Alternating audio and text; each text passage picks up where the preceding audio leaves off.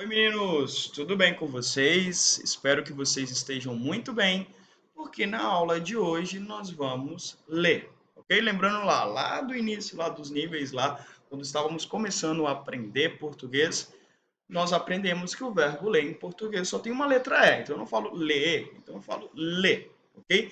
Então hoje nós vamos praticar a leitura, porque esse nível está focado apenas em materializar nossos conhecimentos. Quando eu falo em materializar, é como colocar em prática tudo que nós aprendemos durante os 10 níveis de português, ok? Então aqui, principalmente, eu vou, além de ler, de ganhar novos vocabulários, conhecer novas palavras, eu também vou ressaltar a fonética das palavras. Lembrando também que quando estamos lendo, não estou falando isso apenas no português, no espanhol, nós temos que saber a entonação correta, quando é uma pergunta, quando é uma afirmação, quando é uma negação. Então, é bem importante se atentar a esses mínimos detalhes, ok?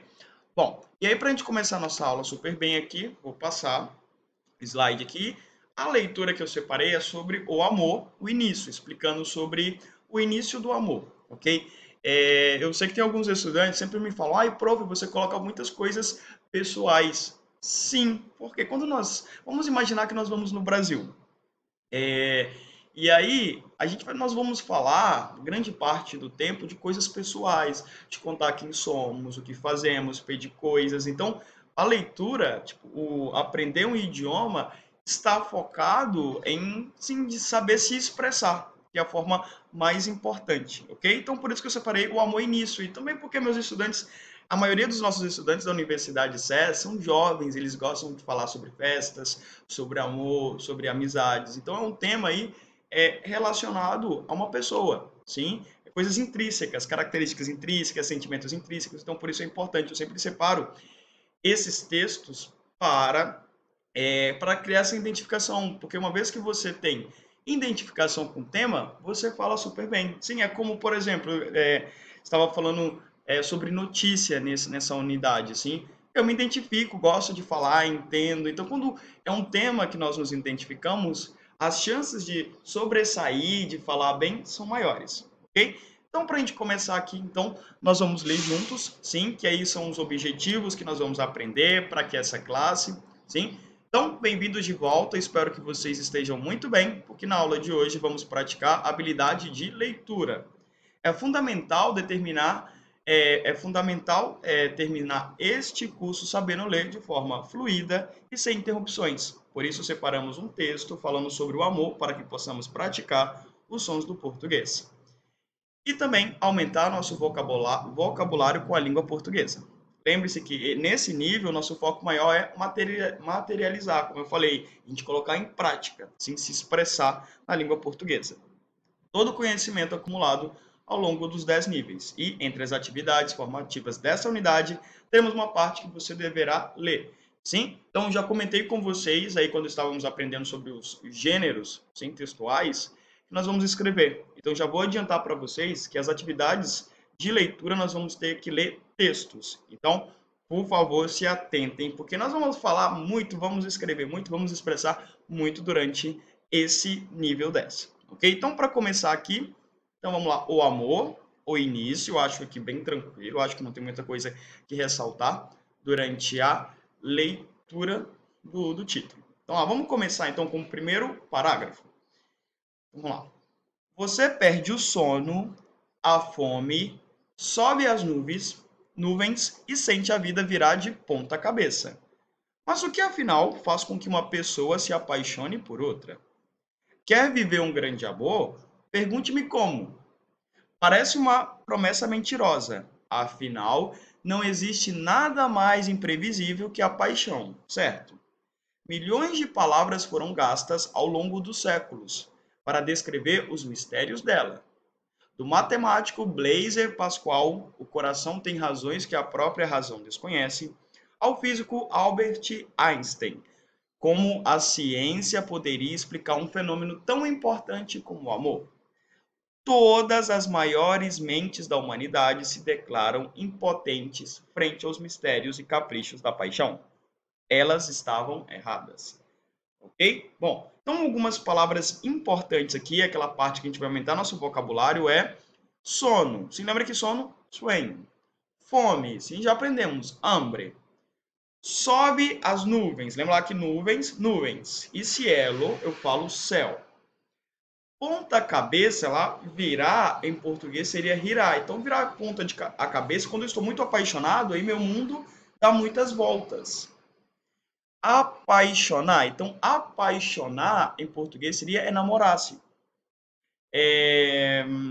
Deixa eu ver outra palavra. Imprevisível. Sim, imprevisível. Como algo que eu não tenho muita certeza, que eu não tenho muita exatidão. Paixão. Sim, paixão, passion. Por isso que em português, apaixonar significa enamorar-se. Paixão vem da palavra apaixonar-se. Deixa eu ver se tem mais alguma outra palavra. Acho que não. Tranquilo essa daqui. Então agora nós vamos para o segundo parágrafo. A ciência está começando a descobrir que existe, sim, lógica no amor. E quem sabe até uma fórmula.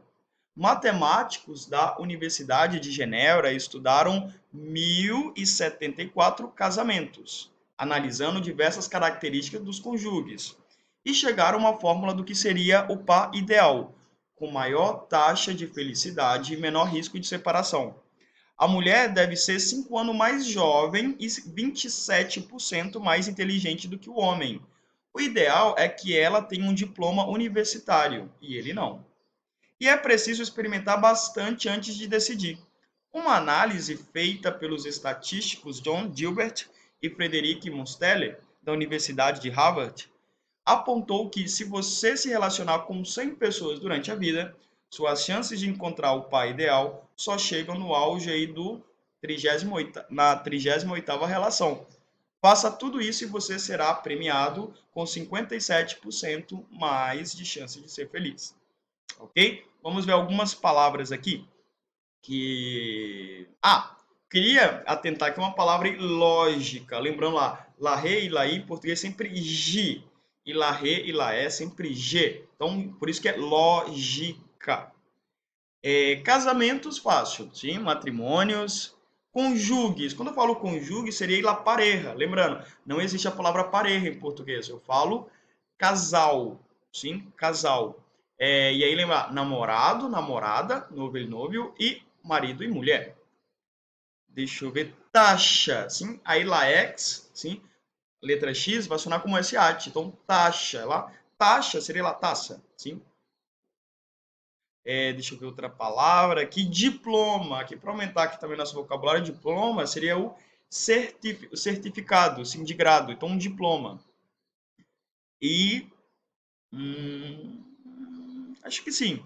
Tranquilo, não tem mais nenhuma palavra. Ok, lembrando, se não sou eu que estou dizendo essas informações. Essas informações, esse texto foi retirado aí, foi extraído aí da Super Abril, que é uma revista brasileira. Vamos continuar.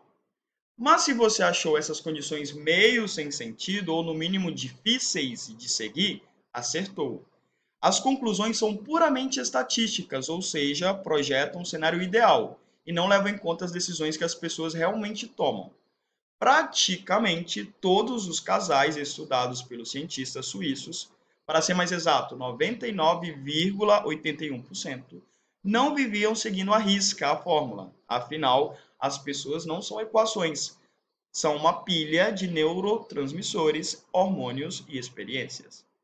Ok? Bom, algumas palavras aqui, 99, então como em português eu falo vírgula, 99,81%.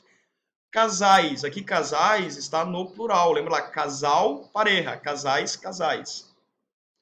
Imagine que você está em uma festa, muita gente interessante, troca câmbios, sim, troca de olhares, de miradas, azaração, sim, como azaração, como aproveitando muito a festa, na dança do acasalamento, sim, da reprodução, então aqui utilizaram um termo animal, os homens dão mais valor à beleza e à juventude, e as mulheres estão mais preocupadas com o nível socioeconômico do parceiro. Sim, isso inclui dinheiro. Você provavelmente já sabe disso, é universal. No levantamento que fizemos com 10.000 pessoas em 37 países, essas diferenças sempre se mantiveram. independente de local, habitat, sistema cultural ou tipo de casamento, afirma o psicólogo evolutivo David Buss, da Universidade do Texas, em seu livro Evolução do Desejo. O que você não sabe é que essa diferença não é clichê sexista, tem uma explicação cerebral, ok? Então pode parecer um pouco machista aí essas colocações, mas aí é da revista, como eu falei para vocês. Quando o homem olha uma foto de sua mulher ou namorada, sua atividade cerebral se concentra nas áreas de processamento visual, como a área fusiforme que processa as imagens de rosto. Sim, lembra que lá era inicial como la rota. Já quando a mulher vê o homem, aciona circuitos relacionados à memória, atenção e motivação, como o corpo do núcleo acaudato e do septo. Conclusão: para as mulheres, a beleza realmente não é o principal. Ela é importante, mas não é um objetivo em si. É um instrumento que a mulher usa para descobrir mais sobre o homem. Ok? Deixa eu ver aqui. Perdão. Então, a última parte. Um estudo da Universidade de Michigan comprovou que quando estão cogitando ficar ou ter um caso passageiro, as mulheres costumam preferir homens de traços, de características bem marcadas, masculinas.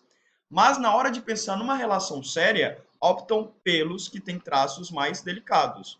Isso acontece porque os homens de traços mais duros, sim, mais grotescos, optam traços mais duros costumam ser saludáveis e passar genes de boa qualidade para os descendentes.